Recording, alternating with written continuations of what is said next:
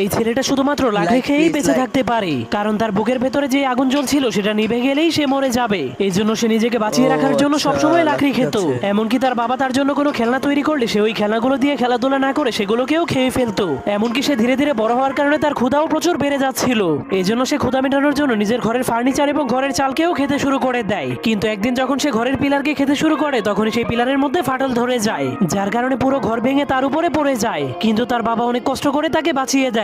তখন তার বাবার এত কষ্ট দেখে ছেলেটার মনটা অনেক খারাপ হয়ে যায়। এই জন্য সে কসম করে আর কখনোই সে লাকড়ি খাবে না। এর পরের দিন তার বাবা ঘুম থেকে উঠে তার ছেলেটাকে কোথাও খুঁজে পাচ্ছিল না। এই জন্য সে তার ছেলের পায়ের ছাপকে ফলো করে করে অনেক উঁচু একটা পাহাড়ের উপরে চলে যায়। তখন সে তার ছেলেকে একা দাঁড়িয়ে থাকতে দেখে জলদি করে তার কাছে চলে যায়। কিন্তু সে দেখতে পায় লাকড়ি না খাওয়ার কারণে তার ছেলের বুকের আগুনটা নিভে গিয়েছে। এর জন্য সে আগুন জ্বালানোর জন্য সেখানে ফু দিতে শুরু করে দেয়, কিন্তু তবুও কোনো লাভ হয় না। এর জন্য তার বাবা অনেক মন খারাপ করে তাকে মাটিতে শুইয়ে দেয়। এরপর তার হাতে তার তৈরি করে একটা খেলনা দিয়ে